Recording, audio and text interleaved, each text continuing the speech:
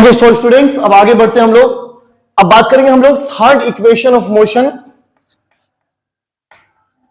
Third equation of motion using calculus method. Third equation of motion using calculus method के लिए आपको जो differential calculus function लेना पड़ेगा वो लेना होगा एक्सेलरेशन के लिए। एक्सेलरेशन का क्या होता है? The rate of change in velocity. The rate of change in velocity is called acceleration. Remember for third equation of motion. So मैं यहां पे थोड़ा सा मॉडिफिकेशन करूंगा। dv अपॉन dt फंक्शन को अपनी मर्जी से इसको मैं ds से मल्टीप्लाई करूंगा और ds से डिवाइड करूंगा। थोड़ा सा मॉडिफिकेशन है यहां पर। मैंने क्या किया, एक्सेलरेशन का जो डिफरेंशियल फंक्शन था rate of change in velocity में ds से मल्टीप्लीकेशन किया। चेंज इन क्या है? ये चेंज इन डिस्प्लेसमेंट, और ये क्या? चेंज इन डिस्प्लेसमेंट है ना। मल्टीप्लाई ds से क्या, उसी से मैंने उसका डिवीजन किया। क्यों किया वो समझ लेना ध्यान से। अब क्या करूंगा, यहां पे मैंने क्या किया, इन दोनों को, एक को इधर शिफ्ट कर दिया इस तरफ, और इसको मैंने इधर शिफ्ट किया। ऐसे देखो, आप ध्यान से देखिएगा आप लोग प्यारे बच्चों। मैंने क्या किया, ds को इधर शिफ्ट किया और dt को इसकी जगह पे मैंने ले गया। तो लेने के बाद क्या होगा, फंक्शन कुछ इस तरह नजर आएगा आपको, dv अपॉन क्या है, ds, और इनटू में यहां पे क्या आ गया, ds अपॉन dt। क्लियर है क्या? अब मुझे बताओगे, ये जो यहां पर ds अपॉन dt बन रहा है, ये क्या हो गया? ये तो rate of change in displacement हो गया। और rate of change in displacement क्या होता है? Velocity. Displacement upon time, velocity. Rate of change in displacement, velocity. So मैंने क्या किया, acceleration is equals to dv upon ds, ये तो एज इट इज लिखा, और यहां क्या लिख दिया, वेलोसिटी। इतनी बात समझ आ गई? एक्सेलरेशन का डिफरेंशियल फंक्शन लिखा, ds से मल्टीप्लाई, ds से डिवाइड किया, और यहां पे थोड़ी सी शिफ्टिंग करके इस तरह से फंक्शन मैंने बना लिया। a का यहां मल्टीप्लीकेशन कर दूं ऐसे, इस तरह क्रॉस मल्टीप्लीकेशन, तो क्या होगा बोलो, acceleration into ds, acceleration into ds equals to, ये क्या होगा, v dv। Any doubt? बात समझ आई? ds का मल्टीप्लीकेशन हो गया, यहां v को मैंने आगे लिखा, v dv। क्लियर है क्या? बात समझ आ गई?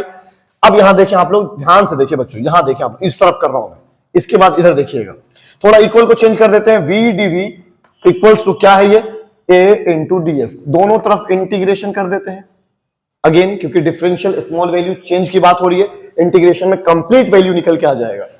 अब इंटीग्रेशन में वैल्यूज का आप लिमिट कैसे डालेंगे? यहां डिफरेंशियल फंक्शन वेलोसिटी का है और यहां डिफरेंशियल फंक्शन डिस्प्लेसमेंट का है।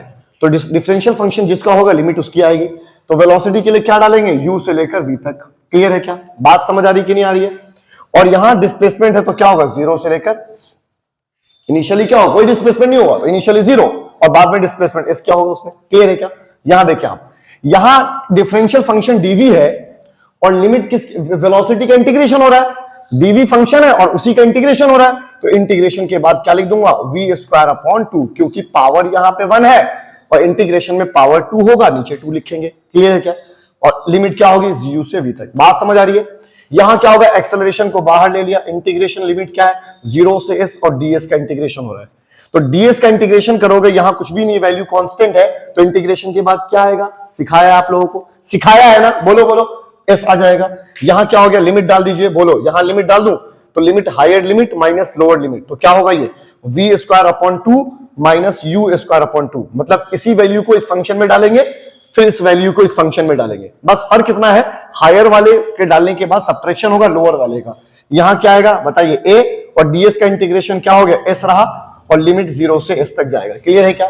यहां आपने एलसीएम लिया, v square upon u square upon 2 आया, यहां क्या हुआ, higher limit minus lower limit, s minus 0, s minus 0, क्या हो गया, as बना। 2 का मल्टीप्लीकेशन कर दिया मैंने, क्रॉस मल्टीप्लाई, तो यहां क्या होगा, v square minus u square equals to क्या आ गया, 2as, माइनस u को उधर शिफ्ट कर दीजिए, तो क्या बन गया, u square plus 2as, and this is your what, third equation of motion. So मैंने यहां क्या निकाल दिया, आपका थर्ड इक्वेशन ऑफ मोशन को कैलकुलस मेथड से। सो यही है कैलकुलस मेथड, और इसके हेल्प से हम लोग तीनों इक्वेशन है ना, v equals to u plus at, हमने पहले क्या निकाला था, मैं एक साथ तीनों लिख देता हूं। फर्स्ट इक्वेशन ऑफ मोशन क्या होता है, v is equals to u plus at। Clear है क्या? सेकेंड इक्वेशन ऑफ मोशन क्या होता है बच्चों, s is equals to ut plus, बोलो, ut plus half at square. Third equation of motion क्या होगा, अभी निकाला है मैंने यहां पर, v square is equals to u square plus 2as। Is it clear है? इन तीनों इक्वेशन ऑफ मोशन को मैंने किससे निकलवा दिया? कैलकुलस मेथड से। रिवीजन कीजिएगा, फटाफट नोट कर लीजिए वीडियो को पॉज करके। Thank you.